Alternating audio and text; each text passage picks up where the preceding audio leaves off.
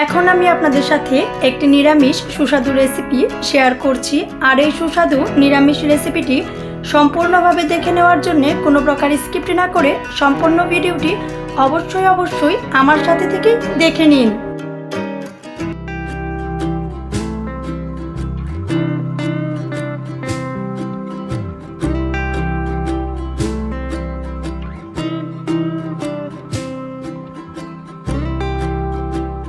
দুর্দান্ত সুস্বাদু এই নিরামিষ রেসিপিটি করে নেওয়ার জন্যে আমি নিয়ে নিয়েছি নারিকেলি কচু, এর সাথে আরও নিয়ে নিয়েছি পটল, সাথে নিয়েছি বেগুন, নিয়েছি ডাঁটা, এর সাথে আরও নিয়েছি আলু, পেঁপে আর নিয়েছি কচি ঢেঁড়স। কচি ঢেঁড়সগুলো আমি আস্তায় নিয়ে নিয়েছি। সুস্বাদু করে এই রেসিপিটি করে নেওয়ার জন্য গরম কড়াইতে দিয়ে নিয়েছি সরিষার তেল। আমি বেশিরভাগ রান্নাগুলো সরিষার তেল দিয়েই করে থাকি, এর জন্যে সরিষার তেল নিয়ে নিয়েছি। তেল খুব ভালো করে গরম হয়ে গেলে দিয়ে দিচ্ছি শুকনা মরিচ। শুকনা মরিচগুলো দিয়ে নিয়ে বেশ কিছু টাইম খুব ভালো করে ভেজে নিচ্ছি।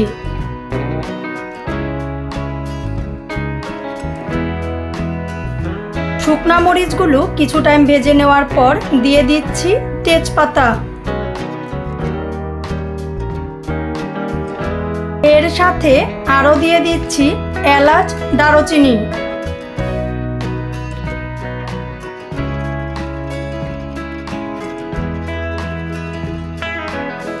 দিয়ে দিচ্ছি অল্প পরিমাণে জিরা। কিছু টাইম খুব ভালো করে ভেজে নেওয়ার পর পিস করে রাখা আলুগুলো দিয়ে দিচ্ছি।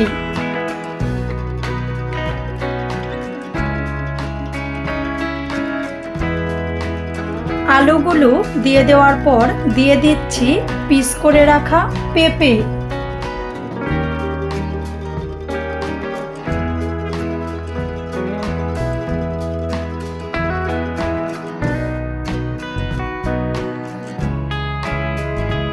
এর সাথে এখন আমি দিয়ে দিচ্ছি পিস করে নেওয়া কচু,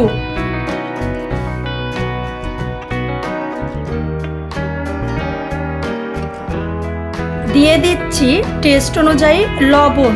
লবণ দিয়ে বেশ কিছু টাইম খুব ভালো করে ভেজে নিচ্ছি।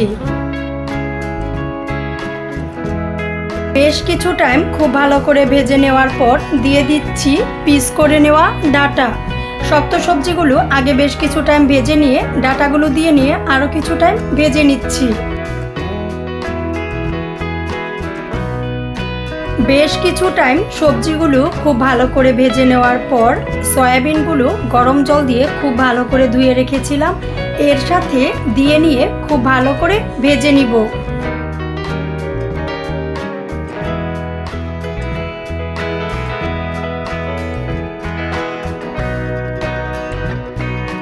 চুলার আঁচ কিন্তু মোটেও খুব বেশি বাড়ানো যাবে না, মিডিয়াম লো আঁচে রেখে বেশ অনেকটা সময় নিয়ে খুব ভালো করে ভেজে নিচ্ছি।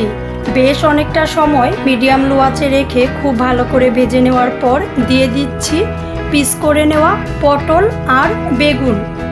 কচি টাইপের যে ঢেঁড়সগুলো নিয়ে নিয়েছিলাম এর সাথে এগুলো দিয়ে নিচ্ছি। সমস্ত কিছু দিয়ে নেওয়ার পর 2 থেকে 3 মিনিট ভেজে নিচ্ছি।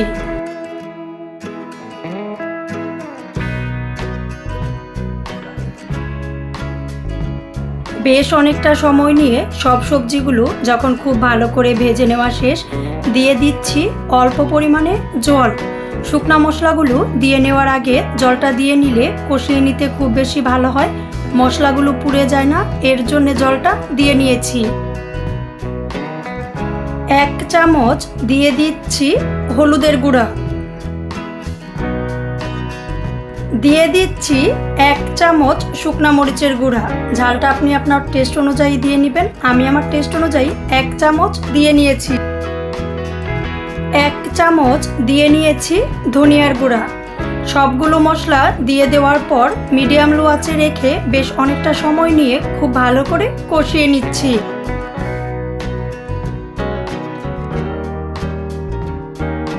দিয়ে দিচ্ছি 1.5 চামচ আদা বাটা,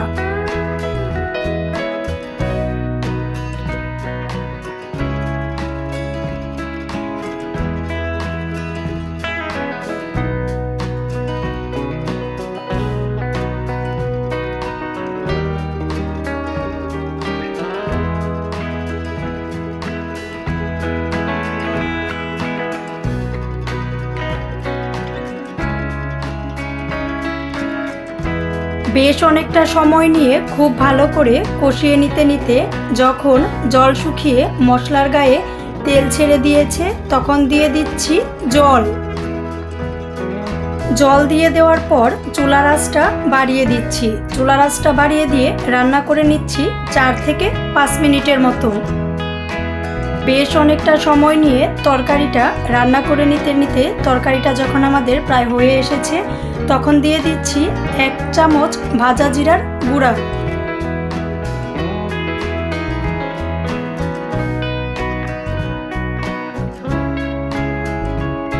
সম্পূর্ণ নিরামিষভাবে করে নেওয়া এই তরকারিটা আরও সুস্বাদু হওয়ার জন্যে দিয়ে দিচ্ছি 1.5 চামচ ঘি। ঘি কিন্তু অবশ্যই দিতেই হবে, না হলে কিন্তু পারফেক্ট টেস্টটা পাওয়া যাবে না।